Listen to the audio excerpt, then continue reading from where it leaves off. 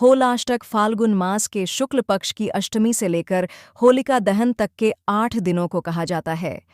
हिंदू मान्यताओं में इन 8 दिनों को विशेष माना जाता है और कई जगहों पर इन्हें शुभ कार्यों जैसे विवाह, गृह प्रवेश आदि के लिए उचित नहीं माना जाता। इसके पीछे मुख्य रूप से भक्त प्रहलाद हिरण्यकश्यप की कथा और कामदेव शिवजी की कथा जुड़ी हुई है। नीचे दोनों पौराणिक कथाओं को विस्तार से समझते हैं। होलाष्टक की कथा। भक्त प्रहलाद और हिरण्यकश्यप का अहंकार और वरदान। पुराणों के अनुसार हिरण्यकश्यप एक शक्तिशाली असुर राजा था। उसने कठोर तपस्या करके ब्रह्मा जी से ऐसा वरदान प्राप्त किया जिससे उसे मृत्यु से लगभग सुरक्षा मिल गई।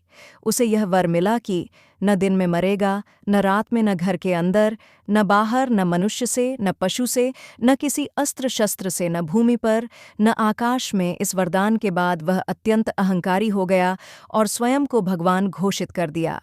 उसने प्रजा को आदेश दिया कि वे केवल उसी की पूजा करें। भक्त प्रहलाद की विष्णु भक्ति। हिरण्यकश्यप का पुत्र प्रहलाद भगवान विष्णु का परम भक्त था। वह निरंतर नारायण का नाम जपता और ईश्वर की भक्ति में लीन रहता था। यह बात उसके पिता को बिल्कुल स्वीकार नहीं थी। राजा ने प्रहलाद को समझाने की कोशिश की, लेकिन जब वह नहीं माना तो उसे कई तरह की यातनाएं दी गईं। ऊंचे पर्वत से गिरवाया, विष पिलाया, हाथियों से कुचलवाने का प्रयास, समुद्र में फेंकना, लेकिन हर बार भगवान विष्णु की कृपा से प्रहलाद सुरक्षित बच गया। होलिका दहन की घटना। अंततः हिरण्यकश्यप ने अपनी बहन होलिका की मदद ली। होलिका को वरदान था कि वह आग में नहीं जलेगी। योजना बनाई गई कि होलिका प्रहलाद को गोद में लेकर अग्नि में बैठे ताकि प्रहलाद जल जाए, परंतु ईश्वरीय लीला से हुआ इसके विपरीत।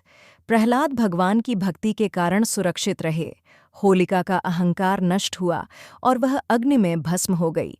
इसी घटना की स्मृति में हर वर्ष होलिका दहन किया जाता है, जो बुराई पर अच्छाई की विजय का प्रतीक है। भगवान नरसिंह का अवतार। एक दिन हिरण्यकश्यप ने क्रोध में प्रहलाद से पूछा कि उसका भगवान कहाँ है। प्रहलाद ने कहा, भगवान हर जगह हैं, इस स्तंभ में भी।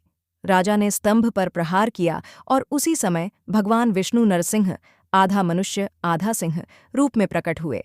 उन्होंने संध्या समय न दिन न रात महल की चौखट पर, न अंदर न बाहर, अपनी जांघ पर बिठाकर न भूमि न आकाश और नखों से न अस्त्र शस्त्र हिरण्यकश्यप का वध किया। इस प्रकार भगवान ने अपने भक्त की रक्षा की। मान्यता है कि होलाष्टक के 8 दिनों में प्रहलाद को अत्यधिक कष्ट दिए गए, इसलिए इन्हें अशुभ माना जाता है। होलाष्टक की कथा। कामदेव का भस्म होना। पार्वती और शिवजी की कथा। दूसरी कथा भगवान शिव, माता पार्वती और कामदेव से जुड़ी है। हिमालय की पुत्री पार्वती भगवान शिव से विवाह करना चाहती थीं, लेकिन शिवजी गहन तपस्या में लीन थे। देवताओं ने शिवजी की तपस्या भंग करने के लिए कामदेव को भेजा। कामदेव ने प्रेम बाण चलाकर शिवजी के मन में भाव जगाने का प्रयास किया।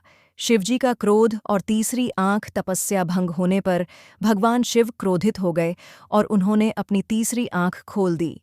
उस अग्नि से कामदेव तुरंत भस्म हो गए। कहा जाता है कि यह घटना फाल्गुन शुक्ल अष्टमी को हुई थी, जिससे होलाष्टक की शुरुआत मानी जाती है। रति की तपस्या और पुनर्जन्म। कामदेव की पत्नी रति अत्यंत दुखी हुईं और उन्होंने 8 दिनों तक शिवजी से प्रार्थना की। उनकी भक्ति से प्रसन्न होकर शिवजी ने वचन दिया कि कामदेव पुनर्जन्म लेकर उनसे मिलेंगे। बाद में कामदेव ने भगवान कृष्ण के पुत्र प्रद्युम्न के रूप में जन्म लिया। इस कथा के अनुसार होलाष्टक आत्मसंयम, त्याग और सच्चे प्रेम की परीक्षा का प्रतीक माना जाता है। होलाष्टक के अशुभ माने जाने का कारण प्रहलाद पर हुए अत्याचार और संघर्ष के दिन, कामदेव का दहन और तपस्या की परीक्षा। धार्मिक दृष्टि से यह समय आत्मशुद्धि और साधना का माना जाता है। इसी कारण इन 8 दिनों में कई लोग शुभ मांगलिक कार्यों से बचते हैं और पूजा, भक्ति तथा आध्यात्मिक साधना पर अधिक ध्यान देते हैं।